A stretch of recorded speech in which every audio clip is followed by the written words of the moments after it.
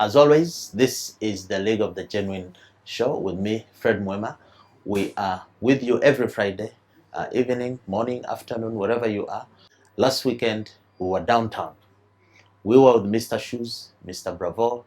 If you missed that episode, you can still catch it. The man talked shoes. We feel that we should stay a little longer on this subject of shoes because, as he explained, shoes are very important. Shoes cover our feet. We all walk on our feet. Our health is in our feet. And for a change, we left downtown and have come, she will tell us, is it Uptown, upscale, whatever it is. We are in another part of the city to continue the conversation about shoes. We are having a guest, an entrepreneur. We would like to welcome Legia, Mukiza. Welcome to the show. Thank you very much, Fred. You have such a beautiful store. I don't think I have been to, this looks like Europe or the US, or somebody will think this is not Uganda. Thank you. How did you come up with the design for your shop? I was supported by my suppliers to do the interior. This was drawn up by the Leatherex group. I had the floor space. Leatherex. The floor space, but their architect at the head office gave us the interior. So we built it with Ugandan engineers under their guidance. So this is a franchise outlet. You represent brands. Yes, I do. Which brands do you represent? I sell Caterpillar shoes. Is that the same as Cat? Yes, Cat shoes. Okay. Yeah, Cat has machinery. It also has footwear and apparel. Apparel are the clothing line. There is industrial and there's lifestyle. So I do the lifestyle bit. I don't do the industrial bit. Caterpillar shoes. Caterpillar shoes for the lifestyle. The Caterpillar. They're right here by our side. Show us a Caterpillar shoe. Yeah, like this. This is, give one with color. This one is too dark. Caterpillar. Okay. Okay. So you can see here, this is a huge shoe. So this is the and brand. And they're light. You feel it? Everyone who thinks Caterpillar thinks it's a grader, heavy. No. Lifestyle shoes are supposed to have become light over the years. And these are comfortable. They have ease technology. Yeah, because there's different technologies within different shoes. The technology lies in the sole of the shoe. Inside of here, there is a whole engine and the chassis that runs the upper leather. Of course, all the tops are leathers. It's not just a question of, I see some people in town. I met some young man who says he's now making shoes and he just puts the sole, and so it's not like making a Rolex. No, not at all. Even Rolexes have ingredients. There's a science. There is a science in making anything. So you must, these people have been at shoes for 100 years. They have developed shoes according to lifestyles of people. Yeah, from the time they started making shoes 100 years ago, they started with the Colorado. Sorry, I have to get up. Colorado. This is the first American shoe. brand? Yes, this is the first shoe that started 100 years ago. This the Colorado boot, and it's still in existence. They did stop. It's quite heavy. And they 100 years ago, this is their first shoe. 1901 or something. 1904. This very brand. The Colorado. Design. Yeah, that article. It's an article within the many collections they produce. And they've not given it up. So everyone who knows Caterpillar knows this shoe. So what inspires this design? They started out because they were affiliate with making roads and mining. Were they connected to the military? This looks more like a World War thing. No, it was more construction. Caterpillar, you know Caterpillar. So their shoe developed from that line. From the heavy equipment. Then later on, are they related? Oh yes, they are. They've just grown and divided, but they spring from the same line. The Caterpillar machines gave birth to shoes and apparel, but they are owned now by different people, because they're very, very big companies. It's not one owner or something like that. No. Anyway, let's not give too much to Caterpillar. This is a show where we are hosting Legia, Mukiza. What is it about you? You are here in a nice store. Did you start overnight? No. Legia is a business lady. Yeah, born and bred in Uganda, educated in Uganda. I'm a Ugandan full blood. And I went to the Ugandan schools, went to the other high school, eventually joined Makerere University, did BCom. You're a graduate? I'm a graduate with a postgraduate from Maastricht School of Management in the Netherlands. And so I came back and started the hustle of the work. Get a job, 8 to 5, look for a salary, look for that life, get into the love life, get married, have children, start having babies, the right age, apparently, and start life, you know. But during my S4 and S6 vacations, I always worked in a store back then. a shop. Yeah, the reason why my mom took me there was just to keep a watch over me. Not because I was a bad girl, but she wanted me to be busy and responsible at the same time. So I didn't have any difficulty with doing And you are the work. youngest of 4 children. Yeah, I so was the youngest. you are a favorite. Oh yes, I was favored. Always favored. That's how I feel. So that's how you honed your skills to come into business. I think I have a business acumen straight from my mother, and also from the fact that I don't hesitate to do anything in life. I do all kinds of work. Guys are taught us to work because it's the kind of school where there were no workers. They only had a gate man and people who cooked. The girls did the rest of the work in the whole school. So every time you'd be attached to a different place, you'd work the whole term. So we got used to doing work. Wake up to do something and then go to class. You don't just wake up to go to class. You first do housework, then go to work, class. Then after class, some housework. And then go for preps. You know, and then do sports and do what? So the school didn't spoon feed us. You're doing a campaign for Gayaza, I can see. Your old school. I honor Gayaza and I respect it because it really made me who I am. It taught me that working is healthy. There's no problem. It's not a punishment. To wake up and have to do some laundry. But in many homes around here, you have kids who are wake up to the remote. They have a remote. They are on social media. They leave their bed unmade. They ask for the breakfast. They don't do any house chores. Nothing. This is what is happening. And me, I cannot tolerate that. Not because I'm an abuser of humanity, but I think every human being was created to work. You must get up to do something useful, change something, improve on something, clean something. The Bible says you shall not eat if you don't work. But a lot of people expect to eat without working. No, Julius Caesar said, as you make your bed, you lie in it. So if you didn't make it again, you lie in it the way it was. Isn't it? As you prepare for anything, you lie in it. You know, in the last show we had, there's a lot of talk, a lot of negativity about we, the elites, you know. We are risk averse, we don't have problem solving skills, we don't persevere. Actually, Mr. Shoes, Mr. Bravo was saying many of the elites are actually keeping into poverty because they never get to work. How come you're an elite, you're educated, you're a lady? How come for you have been able to? What is it that the elites are lacking? Maybe passion, I should say, passion. Maybe you can be elite, you can have a degree, but you cannot relate it to anything in work. You could have a career. I could have been a doctor. I was very intelligent in school. I got A's and B's. They could have pushed me into the medical line. But that wasn't me. You get it? Especially if you're into a career that you don't enjoy, then you can't develop passion, and then you can't serve humanity. So are you blaming the parenthood that probably the parents are pushing and squeezing their kids to fit into a certain line or a certain lifestyle, or basically the parents want the kids to live the life that the parents want, not what the kids want? Yeah. You think that's a major issue that is affecting the elite? It's been there for 20 years, I think, or more, whereby children are driven to get A's or 4s.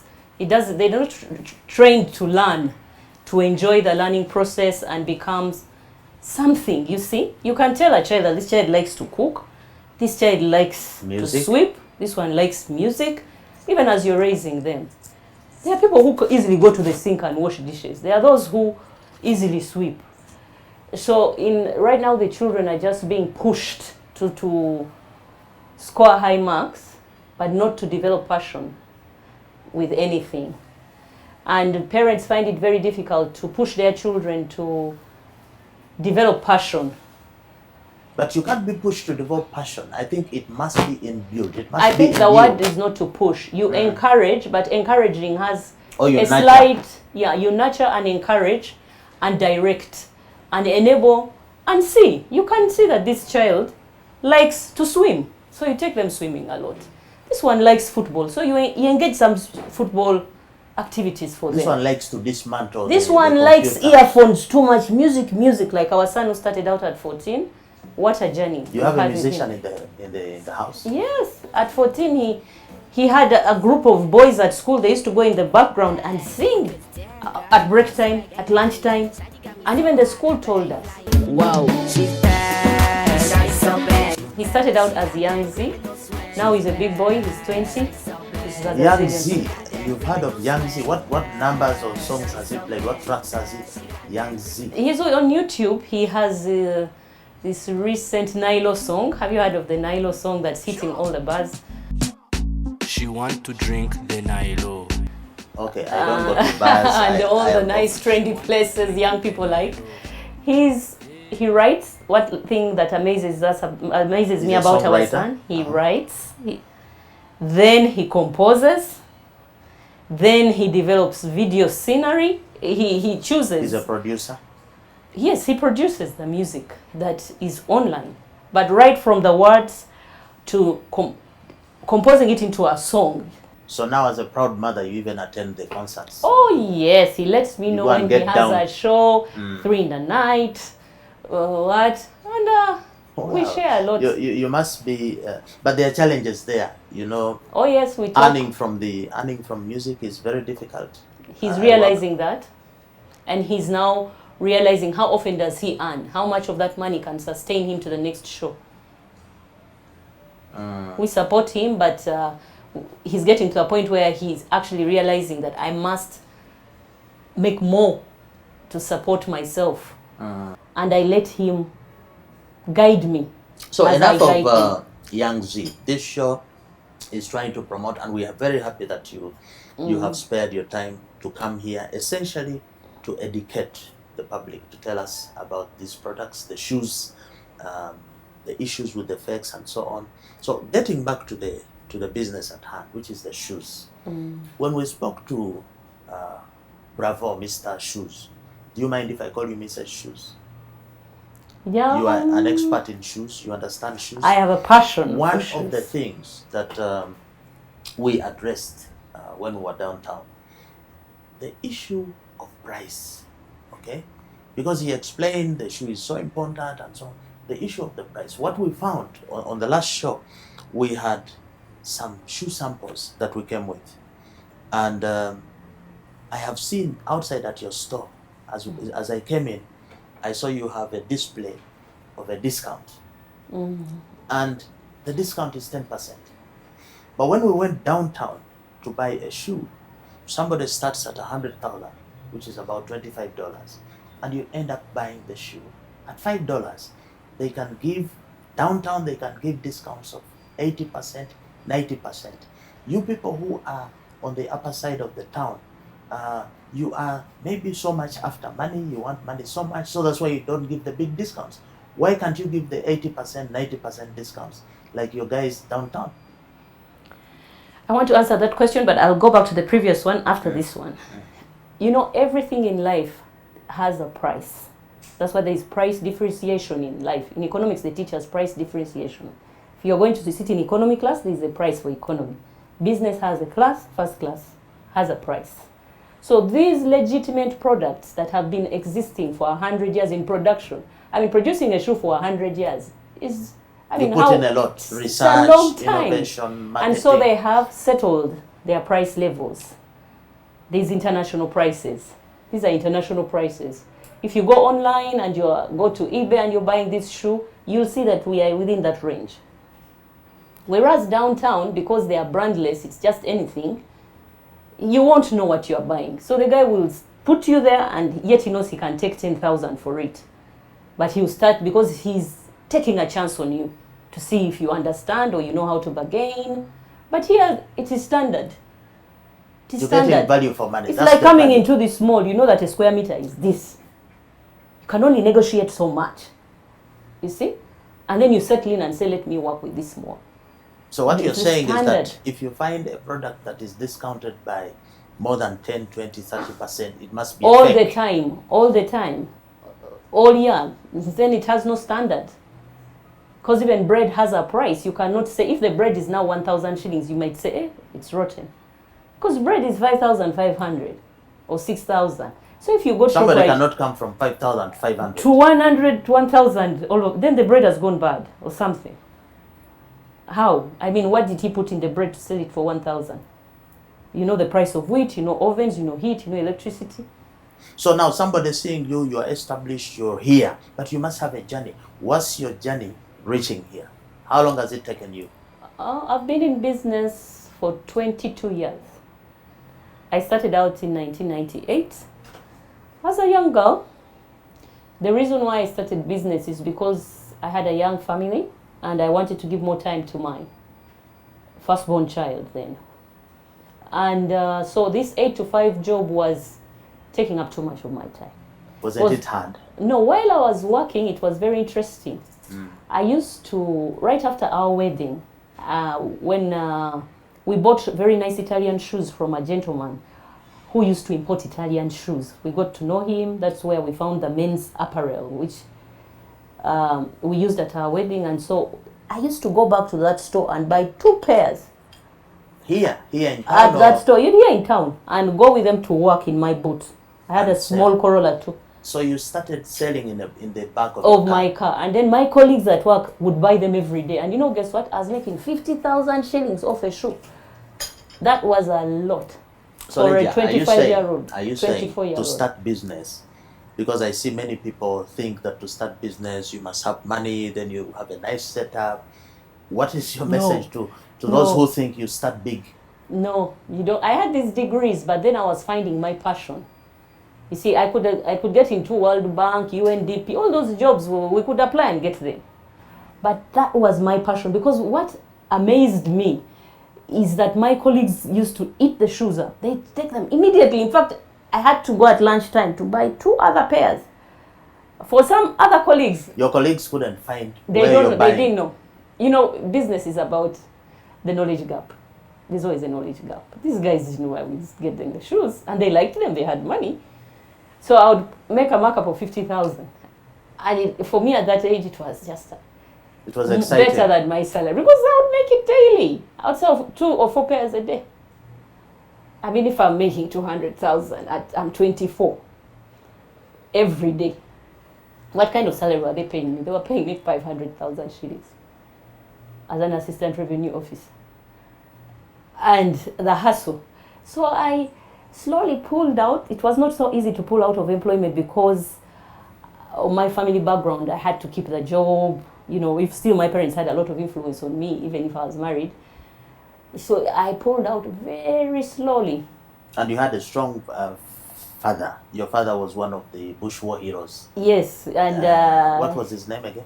Mr. Sikubwabo Cheine. Sikubwabo Cheine Cheine, George, who yes. was among the He's first my 27. delightful father. So for you were lucky. You had everything set up there. You could get money and stuff. No, I didn't get a The Bush penny War from heroes him. have access to money. Not at all. Nothing. I told you I started with 300,000 shillings.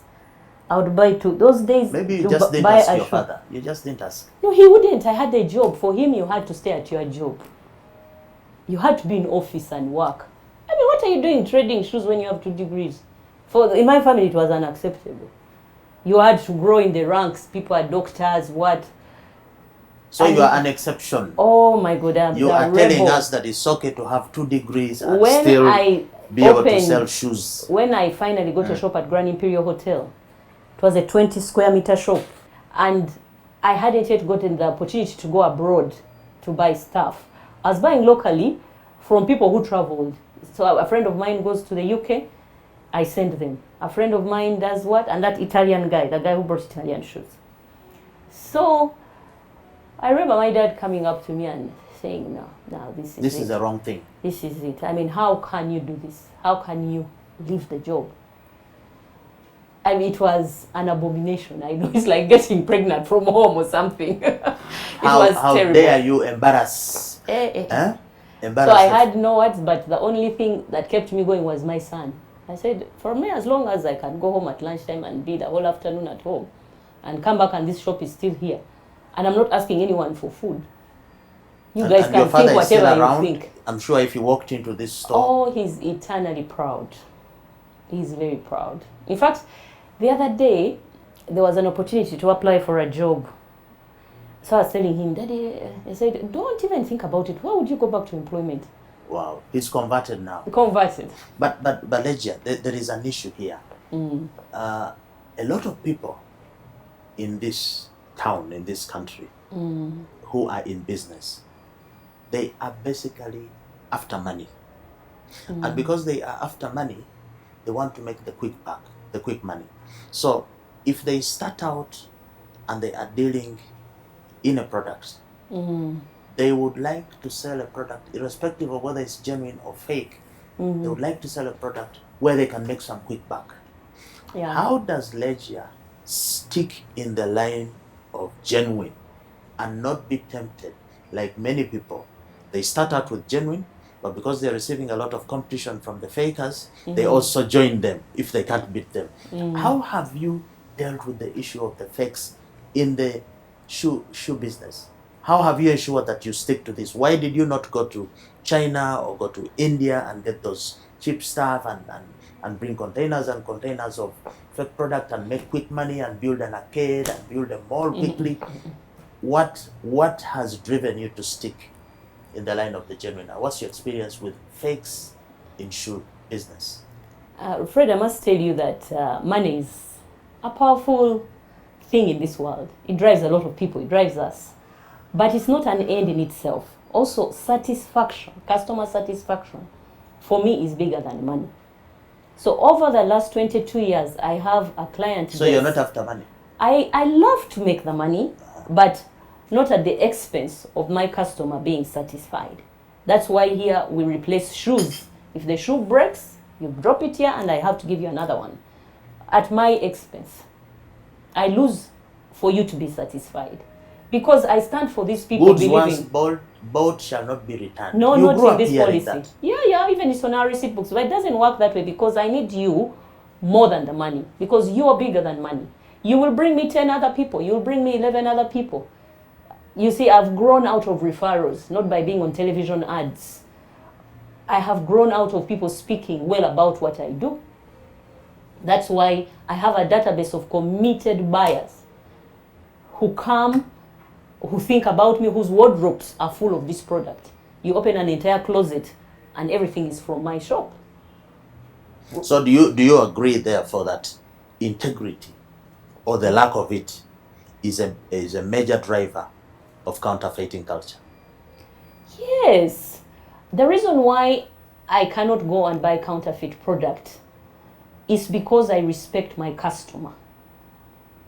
For me, that's why I Your can't put customer my money deserves to it. better. Every Ugandan is able and capable to live an upscale life. Upscale meaning but wearing genuine shoes, genuine clothes, eating genuine food, sleeping in a good bed. No Ugandan should fail to achieve that unless they don't have a vision, a purpose, or they don't know what to do. They have no knowledge, they have no guidance. They don't have someone speaking positively into their lives so that they can spearhead. So it could also be upbringing. We are brought up, the majority of us, without appreciating genuine integrity. Oh yeah, we have no guidance. There's very little guidance in most Ugandan households, if at all. There's no guidance.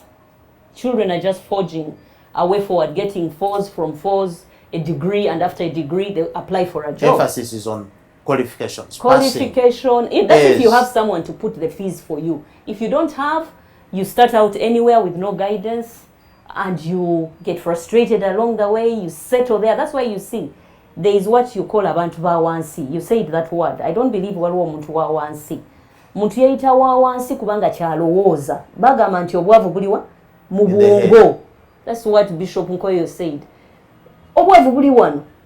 Everybody is rich and everybody can be rich and well to do. Obwavu, poverty can also be in the wallet in this sense, because you look at this shoe. This is a genuine product, Caterpillar. I don't know what model you call it. It's a founder This shoe. is a founder shoe. It is 680,000 shillings.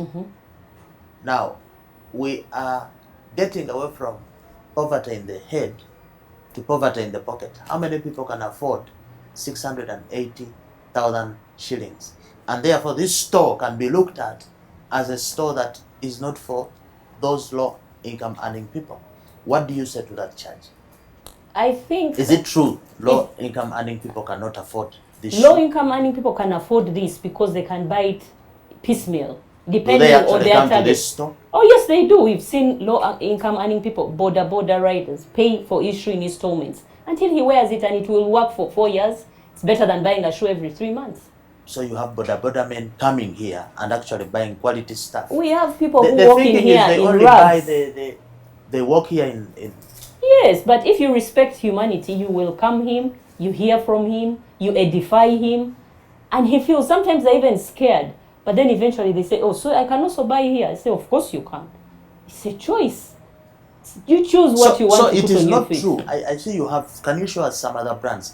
It's not true that these premium brands are out of reach for the ordinary Ugandan, because one of the drivers of counterfeits is believed to be poverty. So, but from what you're saying, it appears that perception, state of mind, is actually driving counterfeits more than the poverty.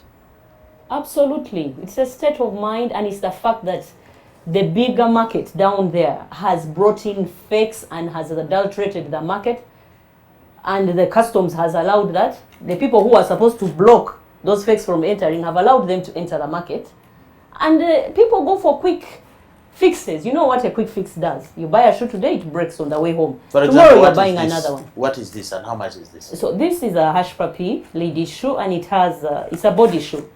Body shoe meaning that the sole is in the shape of your foot. You've seen many shoes that have developed that technology whereby the sole is in the shape of the body to ease in your walking, to enable you to be comfortable all day, and you know, with the ease technology, with the anti-stress So this technology is how much? within. This is 425. And you're saying the ordinary person can actually buy this. Yeah, maybe you need to do more. We have we had 12 pairs. We have 4 pairs left. This shoe has a data card. So this is the body shoe. Usually the suppliers will try to write on their packaging the technology they have decided to use to manufacture. They keep changing these technologies only to make them better and better and to compete with the world. But Legia, before even you go about technology, when we went downtown to buy shoes, they don't have these boxes. What is the importance of this box? It's a statement for what? Is the box important? Oh yeah, Why? because a shoe has to be protected from the But point they are of on the importation. veranda. Their shoes, if we went with you downtown, the shoes are on the street. It rains, it's dusty, and they're okay. The shoes are shiny. I think they entered the business not with passion. They are doing it for survival. If you sell shoes that way, you're doing it for survival. You need to take bread home.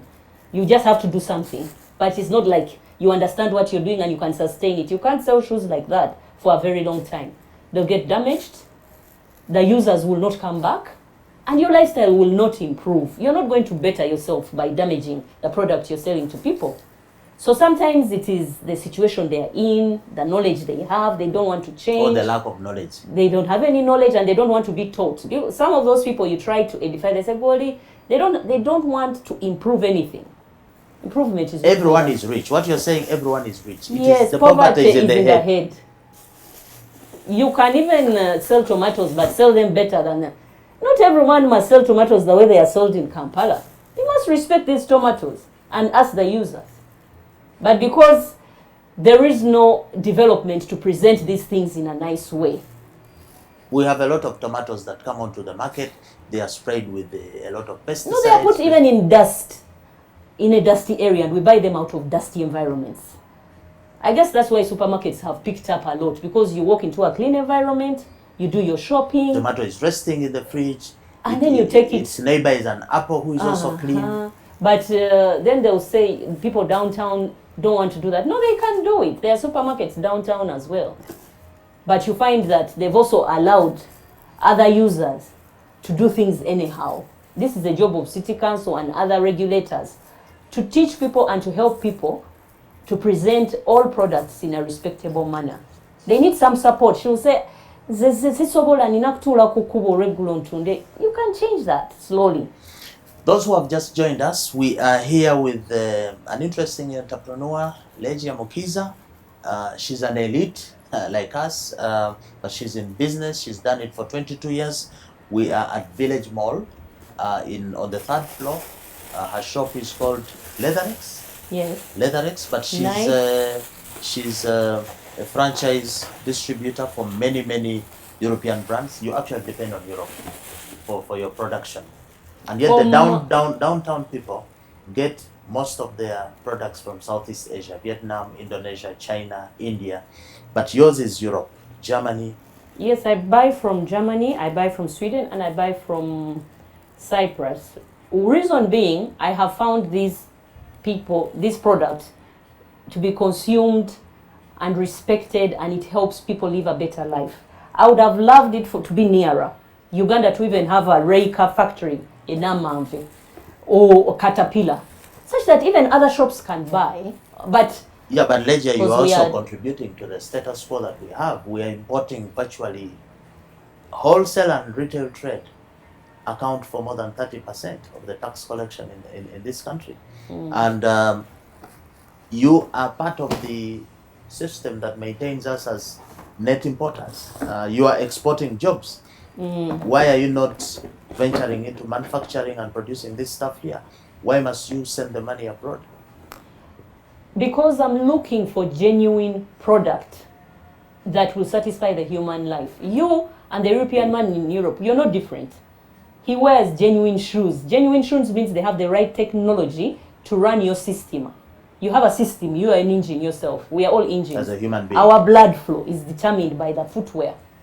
That's why they say the earth has power. You must sometimes stand on the floor, barefooted. The barefoot technology is moving in shoes now a lot. You see, they don't want you to feel like you're wearing a shoe. There's the new barefoot technology, but still it's within shoes. It has to connect you to Mother Earth. So are you saying that we Africans, we Ugandans, cannot manufacture this here? Yes, we can. Why can't you manufacture? What's the problem? We can, only if we have the right education, systems, machinery, and support to learn from the best. To learn from the best. Because why aren't we manufacturing cars? Why do we still bring the BMWs and Mercedes? We have Chira Motors, Chira car. You've driven in the Chira car? No. It's soon going to be on the market. We're starting. Why don't you show us leadership in the shoe industry? I went to the Namamve. The president has put up that place. It is an industrial park where he's enabling people to go and start manufacturing locally. It's for the youth. So I was identified by one gentleman, took me there. We talked to the head of that place, but we were not taken up. What do you mean you are not taken up? They gave you the land. We hear investors. No. Free For land. me, I will need space. I will need allowance to speak to these knowledgeable people to come and set up and teach us. Not only me, but a couple of youth need capital. You need tax incentives? Tax incentives, and also to help me convince these suppliers to walk down to Uganda and teach the youth. Because me, I'm getting out of the system. Who's the next person? What do these youth know? If they know how to make shoes, let them make anti-stress shoes with the right technologies. I will insist shoes have technology. There's a technology department in Makerere. What is it doing? Building only, buildings and a few cars. But in terms of fabric, we're not producing fabric here. You know the father of all cotton. The father of all fabrics is cotton. Uganda grows a big percentage of cotton. And it's exported. Do you know that? Raw. Yes, and then we import the t-shirts back, those Caterpillar t-shirts. We export the cotton. I went to Nightil, I went to this factory here, what is it? These millers here in Bogolobi. We even had a Goa. Fine spinners. Fine spinners, yes. And they had export quality that was going to Germany, S. Oliver. And they were not willing to sell to us. Ugandans, we had to maneuver, get a little. So Legia, are you saying that the government, the African governments, the Ugandan government, is not doing enough to ensure that our entrepreneurs like you produce such quality products? In the line of footwear and in the line of clothing, they are not. Maybe in other lines. Maybe you have not asked. I have visited the industrial park. Maybe I need someone to take me to the president and I speak to him about footwear and apparel. And what have they done? The Ministry of Education has been here. They have tried the vocational institutes. You know, there are so many vocational institutes. There are many young people with a chalani just doing running stitch. You saw them in COVID. Yeah. All they can do is the running stitch. You know the running stitch? Which is basic. The first stitch which just goes like this. If you turn a corner, they can't. They cannot make a buttonhole. They cannot make a collar. So we are not scaling up. No, we are not. We cannot produce those suits. Even Sula, you know Sula, he's trying to make suits. He's been trying for 30 years. But he's trying local production, but it's not moving. By now, we should all be buying Sula suits. Why should I go to Germany? The suits are not those right. people who say that we're in some kind of hole, you also see we are there. We're like grasshoppers stuck, squeezed up together. Because our situation is basically, why would you have, like Uganda has a market of 15 million shoes, okay? That's our average per annum. But this market is there, is growing, but it is being satisfied by external producers. Why can't we develop an industry based on the demand, the need we have for this product? And you know why it's very urgent? Because we want to sell this shoe for maybe $45 or $50 if it can be produced here, or $80 maximum, depending on the cost of production here and what it would take to produce here. Because everything, you know, so when we economies of produce production here, we don't want to give a reasonable price. That's what you're saying. No, if we produce here, prices will drop, but we have to, and we shall have to measure the costs of production. Some things will still be imported. This tanned leather will be imported. The soles, but in due course, they will start the manufacturing. Because even in Namave Industrial Park, even for the masks, they're importing the fabric. I was there. Nightil is not able to give. The fabric is made of what? Fabric Rugoye. Yeah, no, but the one of masks is made of. There is some made of cotton. Some are made from cotton. We are only producing cotton. Yeah, we are importing cotton. So what happens to the cotton we have? We export. We export it, and people weave it and then make different fabrics. Cotton is the father of all fabrics that we have. Even this chiffon, there is an element of cotton somewhere. And then it is made into silk and stuff. Then our leathers, you know, how much leather is exported from Uganda? The cowhides, the demand is through the roof to these Italian people and I don't know where, Malaysia, who finally turn it to this level. We are exporting leather yes. to Italy and importing shoes which you are selling here at $1 million or so, or 600. Yeah, because then I have to go back there and load them in. These boxes are bulky. This is what they call volumetric charges that we are charged. And brought back, and then the customs, once they see something genuine, you pay a lot of tax. And then you put it in, these malls are not cheap. So are these policies I hear, build Uganda, buy Uganda, made in Uganda, is it air supply? Really? It's a beautiful concept. Build Uganda, buy Uganda, build Uganda, boo-boo. I think the people spearheading it don't have Uganda at heart, I must say. Or really? They don't have the passion for everybody, every Ugandan. Because right now we are a big population. We have 43 million people to 45. That's a big market. You know, the bigger the population, there are advantages and disadvantages. But the advantage of being many is that there is a market, a local market has been created. And a young population at that. And they have energy and they are stylish. You know, these young people are very stylish people. They look for the best.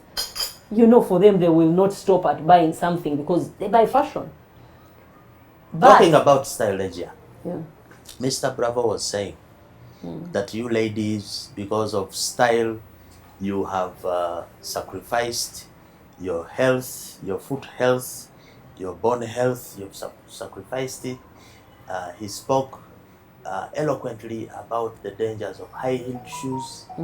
And I am seeing Legia here wearing a high heel. So you people, you are stylish, but you're actually fake. In being styled, you are hurting yourself. You're hurting your knees. Why are you wearing this kind of shoe? Is it just a statement of style? Is this what you wear the whole day? No. I keep high heels. They are just for the image. It's an image thing. You wear them for a few hours. It's for show. It's not for show. I am a brand myself. I am a person who sells fashion. I am fashion. So I dress up in a fashionable way and come to my shops here or Garden City or Munyonyo. But I must you present dress up myself dangerously if those shoes hurt you? No. I always wear a low shoe Which one? as soon as I get to work on my way. This is a Tamaris. This is another brand that we don't sell here, Tamaris. It is a very good brand as well. They are flexible. Tamaris. Yes. It's a German brand, Italian brand? Yes, German. So you And I've have worked this with Germans Tamaris. for long. Yes. And what is this? This is an insole that I add to my shoes to make them more comfortable and enable me to work. People always say, Legia, you work hard, and they wonder how I do it. But because I'm in comfortable shoes, I can sustain. So this is the shoe for working.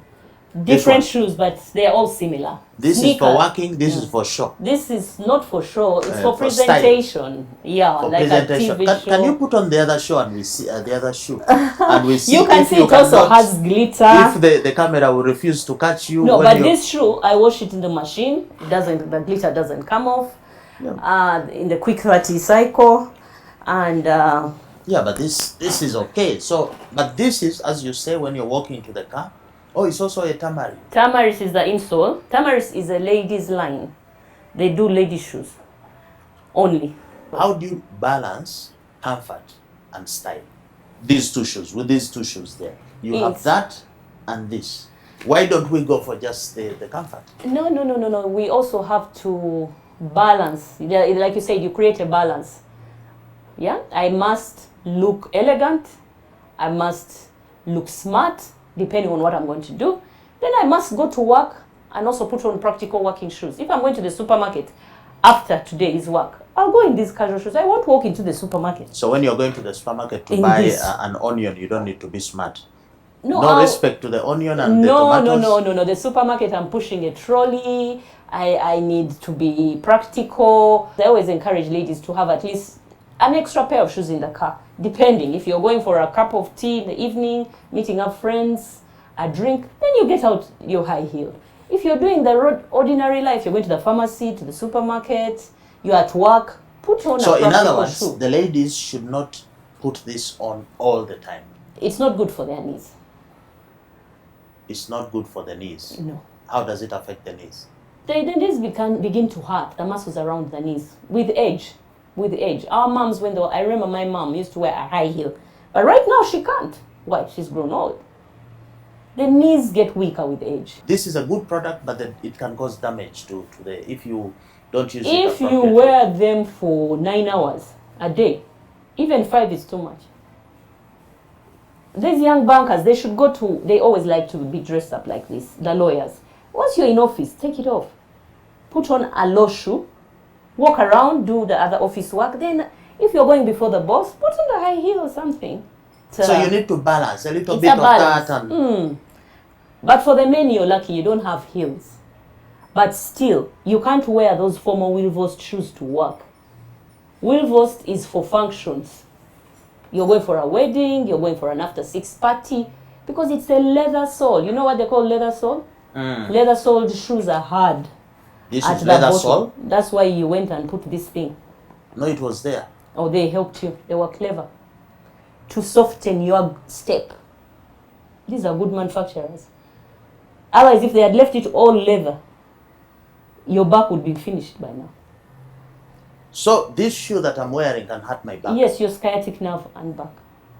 You need to wear shoes like this. So the problems men have with back are stemming from the shoe. Yes.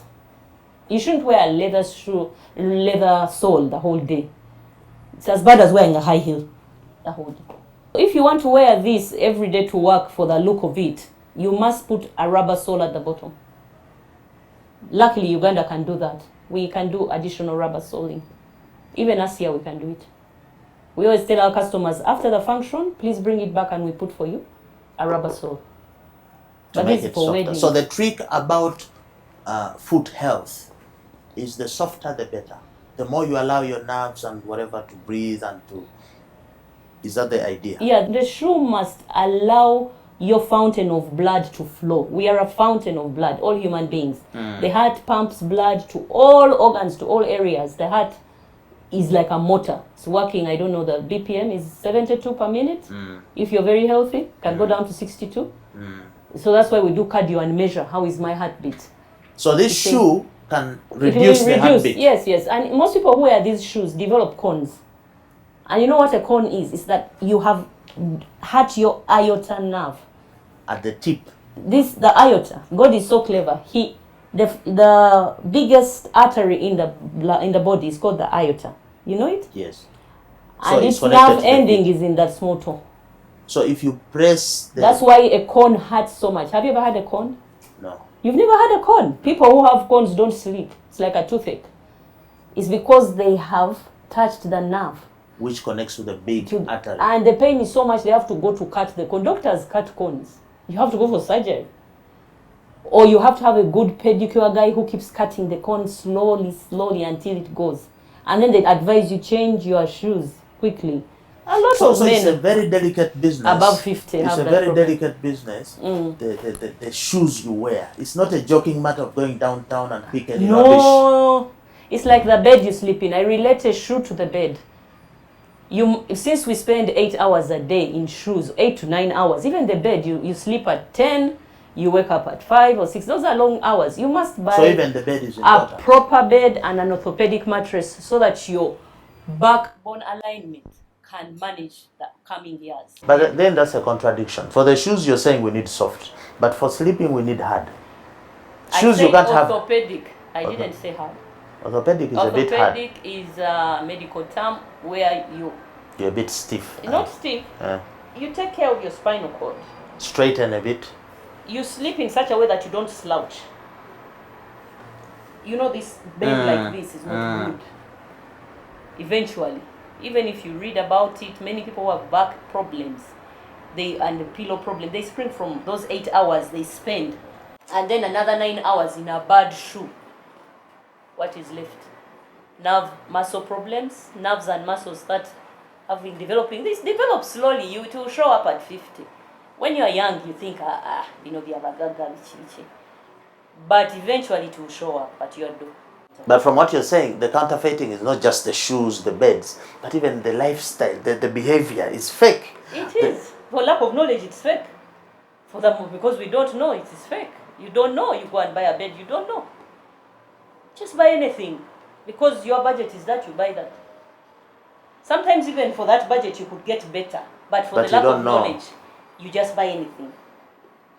And you don't also want to know, but because you were brought up by not being guided, even when they try to guide you, you refuse. We have a lot of customers here who have traveled, who are in big places, but they have a problem with dressing up. They have a problem with the way they dress up and the way they appear. And it's more their upbringing. We have an uphill task getting into their closets, getting into their hearts, getting into teaching them. But eventually we usually win. I saw at the entrance there, you have a little corner there with African wear, ladies and gents. Is this also something you import? Fred, like I told you, How did you come up with it? buy Uganda, build Uganda is on my heart. This is a Ugandan product. Yes. Made here. Yes, Leatherland. Leatherland is a Ugandan product. It's pure leather. With a factory based in Masaka. You make this yourself. I buy from the person who makes Oh. here. You can see. Leatherland. They buy the cows. I mean, cow hide. Turn it. They export it though, but they are making a few For the local leather market. products that we can buy.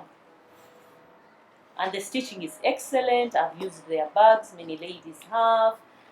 They have different designs. It's pure leather. The one you'll find in My Cocos. You know My Cocos is the leading ladybag. My Cocos, yes. My Cocos, you know. Most ladies in Uganda, you see, they all have a Coach handbag. It costs $600. And this is 600,000 This is- only. yeah. So this on the international market would go for how much? About $600 if we could export them to those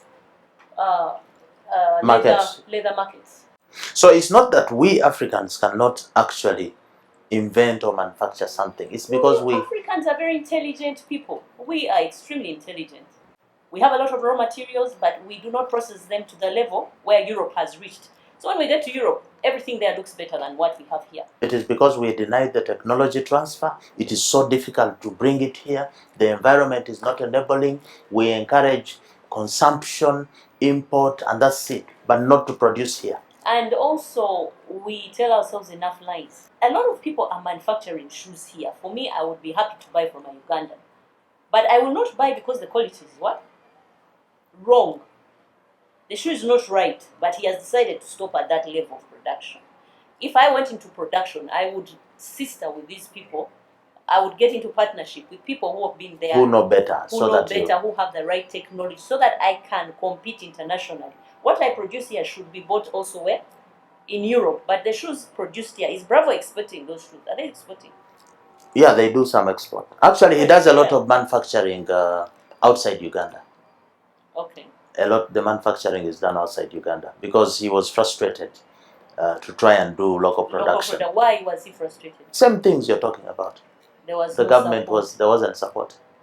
And What is the concept This here? is Ankara. You know West Africa? Yeah. They have these fabrics. Congo, West Africa. They have this cotton fabric called the kitenge. It's popular all over Africa. We are not. So this is for lady? We have his and hers, yeah. We developed them in COVID because there were people stuck in the homes for too long. So I came up with this theme of making household shoes. This is the first time we have household shoes in this shop. We always sell lifestyle shoes, but household. You wake up in the morning, what do people wear in the house? Some So of they them wear get this. these shoes from the hotels, then they take them home. But if you don't have a chance to sleep in a hotel, So this is you can buy. hers. This is his. So what? That's his. What were you trying to address? We were in a lockdown. We had COVID. So you come up with this concept. Yeah, because the news was broadcasting quarrels and all those kind of things. So we're trying to create a love mood. People should be happy to watch each other in the morning, have a laugh. I think if you dress up like this as a couple, in the morning you have a conversation on your veranda. And so during COVID, you were dressing people up like this? Yes, and they would spend hours on their verandas and start the day like that, and then eventually do whatever else they have to do. And that was easing on the tension. Why? If guys were married for 10 years, why was the tension there? It's funny because most bathrobes I noticed that they use in their houses are those thick, hot towel, those thick ones that are in the hotels. They're too warm for our houses. They're too warm for Uganda. You need something cotton, easy to wash, and reusable. Tailoring is as good as manufacturing a car or an aeroplane. If you've been to a Boeing factory, how they set up a Boeing is how they set up manufacturing clothes. So very few people can afford that kind of setup. You want a really fine made cloth with the designs. You see this hand stitching on your shirt. It's not easy, my friend. This makes this shirt expensive. Someone sat down and hand stitched that collar, and it's called a double front of a shirt. Many people don't double the front of the shirt. They just do one side. Makes it cheaper. Now this is double. And it's paid maybe $50 an hour or something. It's hand stitched with contrasting threading. You can see this. The machine that puts this is different. The machine that puts this buttonhole is different.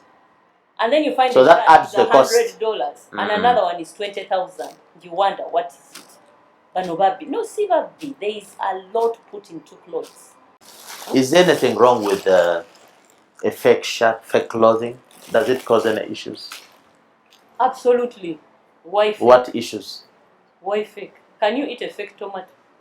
Can you eat a rotten one? Okay, that is eaten. You don't eat a shirt. The same thing inside you is the same thing outside of you. So why do you settle for fake clothes when you can buy genuine original clothes? So what should we do to promote integrity? You talked about integrity 10 times on this show.